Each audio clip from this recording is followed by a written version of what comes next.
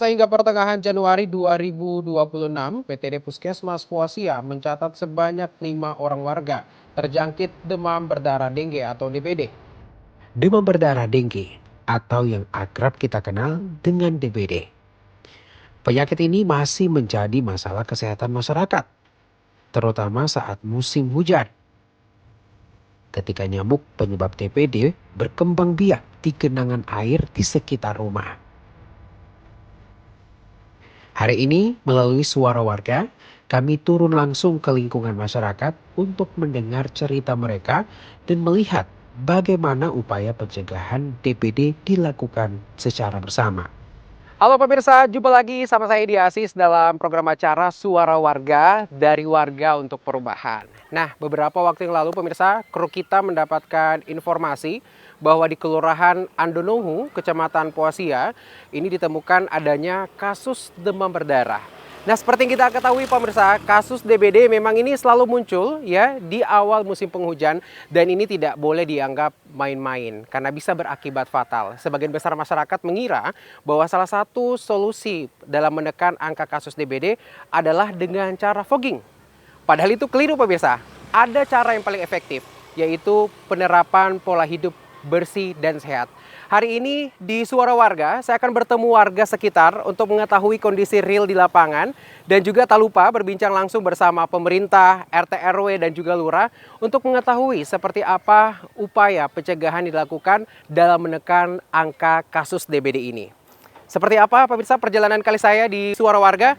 Ikuti perjalanan saya dalam Suara Warga dari Warga untuk Perubahan.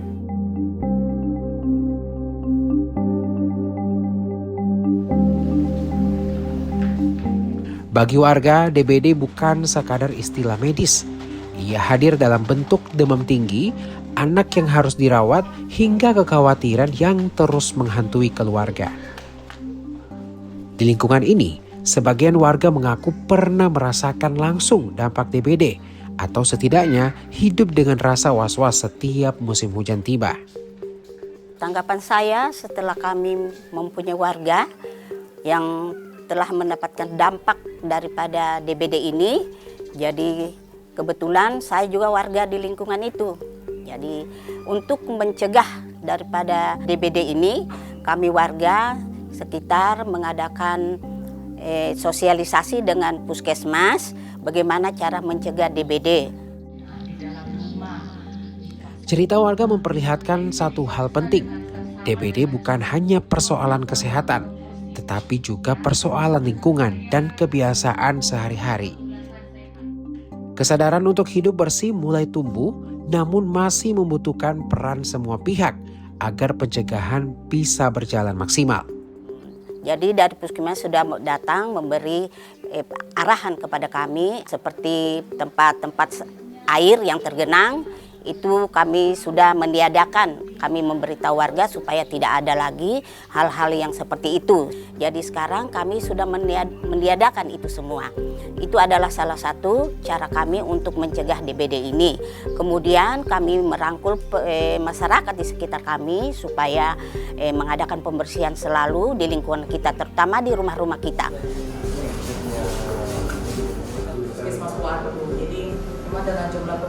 Tenaga kesehatan mengingatkan DBD bisa dicegah dengan langkah sederhana.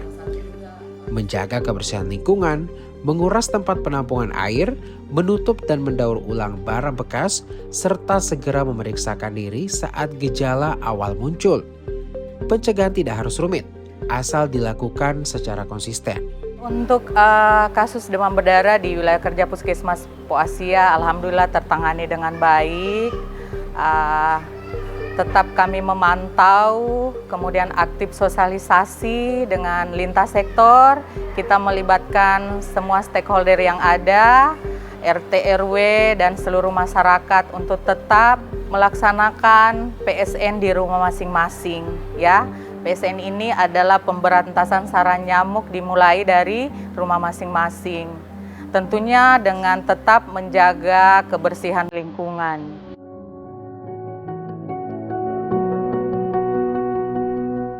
Di tingkat paling dekat dengan warga, peran ketua RT menjadi sangat penting.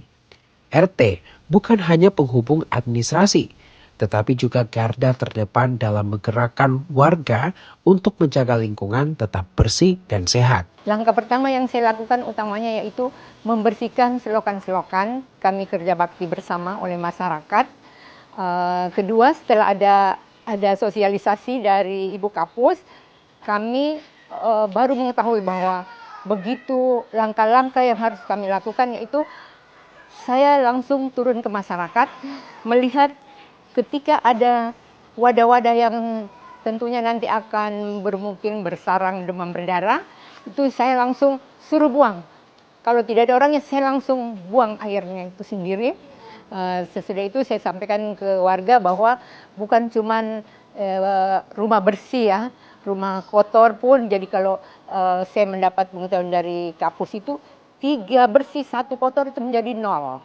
Nah, sehingga saya juga masuk ke dalam, maaf Ibu, baju-baju yang digantung mungkin sekarang sudah harus dilepas ya. Kita juga menjaga kebersihan bersama, bahwa demam berdarah itu sangat luar biasa efeknya kepada tubuh kita dan akan menular ke tempat lain pada radius 100 meter.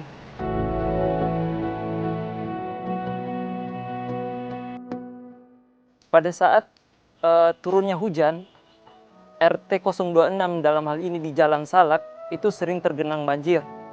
Kemudian kami juga mempunyai program merevitalisasi drainase untuk menyediakan tutupan di setiap drainase agar penataan di lingkungan RT itu lebih rapi dan lebih terjaga kebersihannya. Kami mencoba untuk terus mengontrol warga agar setiap warga mempunyai jadwal rutin dalam seminggu, memperhatikan dan mengontrol kebersihan lingkungannya, baik dalam rumah ataupun di lingkungan sekitar rumah.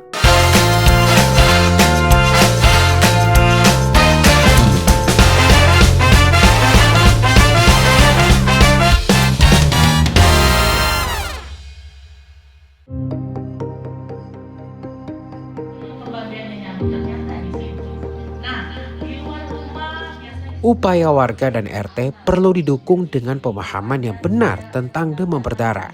Disinilah peran puskesmas menjadi sangat penting, memberikan edukasi, deteksi dini, dan penanganan medis yang tepat. Sebenarnya dari lingkungan sih, kondisi lingkungan. Terbukti bahwa kemarin yang kasus demam berdarah yang 1 orang itu yang Ibu Kartini yang di lorong HBM yang kami datangi sosialisasi di sana, yaitu memang lingkungannya yang agak kurang bagus ya. Jadi sesuai dari pantauan kami, mungkin karena kesibukan atau mungkin belum dilaksanakannya gerakan kebersihan lingkungan. Tapi setelah kita melakukan sosialisasi di sana, masyarakat sudah berperan aktif dalam kebersihan lingkungan. Kalau peningkatan sih tidak ada ya, tapi kasus tetap ada. Tapi kalau untuk peningkatan tidak menunjukkan peningkatan yang sangat signifikan ya. Tapi walaupun kasusnya ada, tapi kami tim dari Puskesmas Poasia tetap memantau, tetap melacak, tetap melakukan penyuluhan dan aktif sosialisasi ke sekolah-sekolah, ke masyarakat, dasawisma untuk tetap melakukan pencegahan demam berdarah. Kalau untuk rawan sih kita memastikan bahwa semua kita perlu waspadai untuk rawan demam berdarah. Tergantung dari lingkungan masing-masing, tapi sekarang pemantauan bahwa semua kelurahan, kecamatan, dan seluruh masyarakat tetap aktif melakukan kebersihan lingkungan. Ya. Pemerintah daerah melaksanakan peningkatan daerah. Penanganan DBD juga membutuhkan dukungan kebijakan. Anggota Dewan sebagai wakil rakyat memiliki peran penting dan menyuarakan kebutuhan masyarakat, serta mendorong program kesehatan agar berjalan hingga ke tingkat lingkungan. Kalau saya secara pribadi sih mewakili teman-teman ya, DPRD Kota Kendari tentunya ya kami sangat merespon dengan apa yang terjadi di masyarakat hari ini ya, sehingga kami melihat juga dari kerja-kerja pemerintah ya, selama seminggu ini ada gerakan-gerakan yang dilakukan oleh pihak pemerintah Kota Kendari untuk melakukan itu penyemprotan fogging ya, penyemprotan fogging. Dan memang kita selaku mitra pemerintah, selaku penyelenggara pemerintahan, tentunya yang peka persoalan seperti ini bukan hanya pemerintah, termasuk kita aja seluruh anggota DPR harus kita peka. Tentunya harapan saya juga kepada teman-teman anggota DPR daerah-daerah lain tentunya, karena saya kan tidak mungkin akan meneropong semua di Kota Kendari. Mungkin harus melakukan hal yang sama untuk kita sama-sama melakukan responsif yang positif kepada pemerintah Kota Kendari. Itu mungkin. Dan kami selama terjadinya ada informasi bahwa terjadi DBD di Kota Kendari, itu kami juga di lingkungan Puasia kami sudah melakukan kerja-kerja bersih-bersih lingkungan ya bersama masyarakat. Intinya bahwa saya sebagai anggota DPRD Kota Kendari, saya akan merespon apa yang dilakukan pemerintah Kota Kendari hari ini secara cepat untuk mengantisipasi namanya DBD yang akan berkepanjangan. Gitu.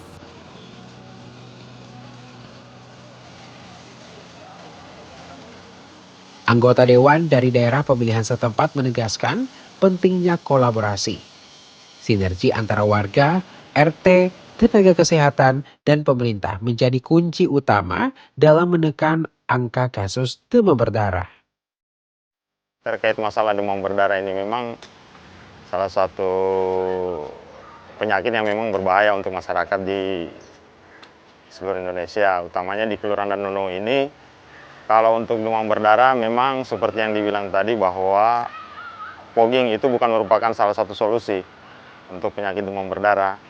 Yang utamanya memang masyarakat itu harus menerapkan pola hidup bersih dan sehat, karena dengan menerapkan cara itu larva-larva nyamuk itu bisa ditekan, karena kita bisa menerapkan dengan 3M. Untuk fogging itu tidak menjamin bahwa demam berdarah itu bisa teratasi semua. Memang harus ditekankan untuk perilaku hidup bersih dan sehatnya. Di Kelurahan Andonohu ini saya juga menekankan kepada para ketua RW RT agar setiap Sabtu Minggu itu diadakan kerja bakti serentak. Karena memang dengan kerja bakti serentak itu lingkungannya bisa bersih dan teratur. Nah, untuk mencegah juga timbulnya atau munculnya wabah demam berdarah seperti itu. Untuk di Kelurahan Andonohu memang apalagi ini musim penghujan, memang seperti itu. Seperti yang saya bilang tadi bahwa ada selain kerja bakti memang di lingkungan rumah saja terutama. Nanti yang utamanya itu karena memang awalnya itu dari rumah-rumah penduduk yang memang bahwa nyamuk ini dia tidak bertelur di tempat air yang kotor, dia di air yang bersih. Nah, larvanya itu, dan untuk memberantas itu yang terutama larva. Kalau untuk fogging itu dia membunuh yang nyamuk-nyamuk dewasa, tapi kalau untuk larva atau ulatnya dia tidak terlalu efisien seperti itu.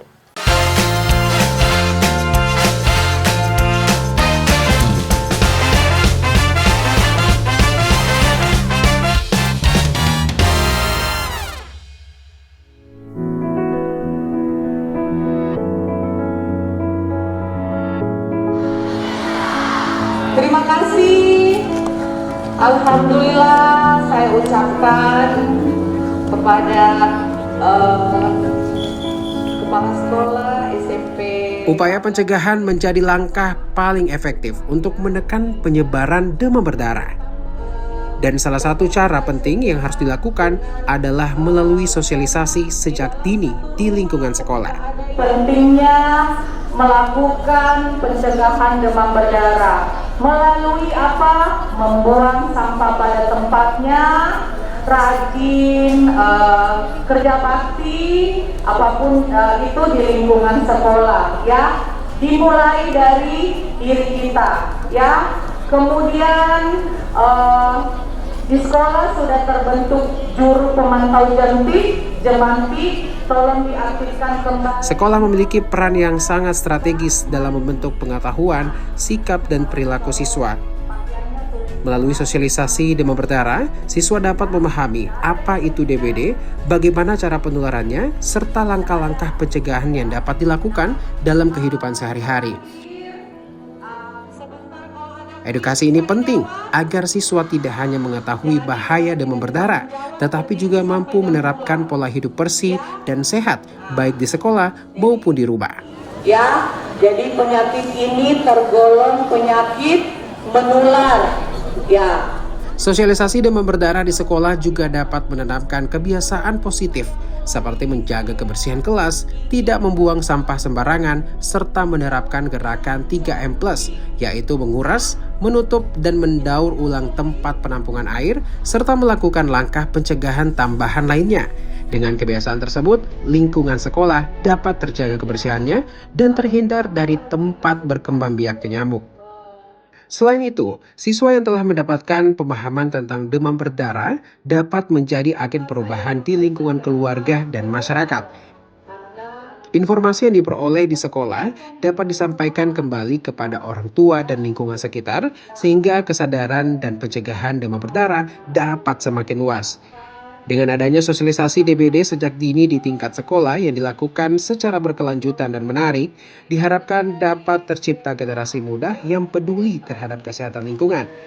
Upaya ini merupakan langkah awal yang sangat penting dalam menekan angka kasus demam berdarah serta mewujudkan lingkungan yang sehat, aman, dan bebas dari ancaman demam berdarah dengue. Lingkungannya tidak menandakan perilaku hidup bersih dan Demam berdarah bukan masalah satu orang dan bukan pula tanggung jawab satu pihak. Ia adalah persoalan bersama yang membutuhkan kepedulian bersama. Lingkungan bersih, pola hidup sehat, dan saling mengingatkan adalah langkah kecil yang berdampak besar. Yang perlu diperhatikan di sini Pak, sering-sering adanya sosialisasi kesehatan di dalam warga.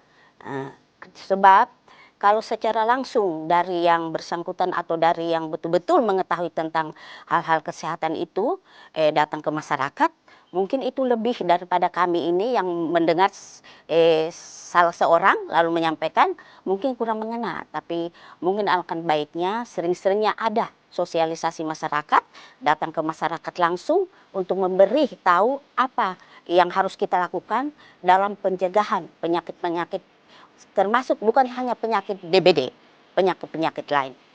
Kami berterima kasih kepada Kapus yang sudah datang terlebih dahulu di RT kami, di mana walaupun yang berdampak itu bukan di RT 25 tetapi berada di RT 26, tetapi alhamdulillah kami sudah bekerja sama dengan baik, dan langkah berikutnya insya Allah mudah-mudahan sosialisasi itu berjenjang dan tetap terlaksana dengan baik.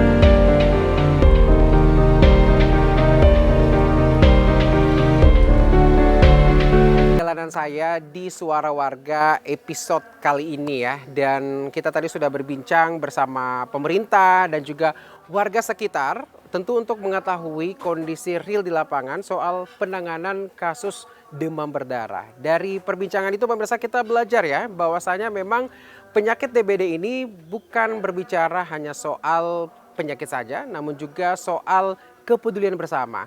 Menerapkan pola hidup bersih dan juga sehat ini menjadi hal kecil yang bisa kita lakukan namun bisa memberikan dampak yang besar.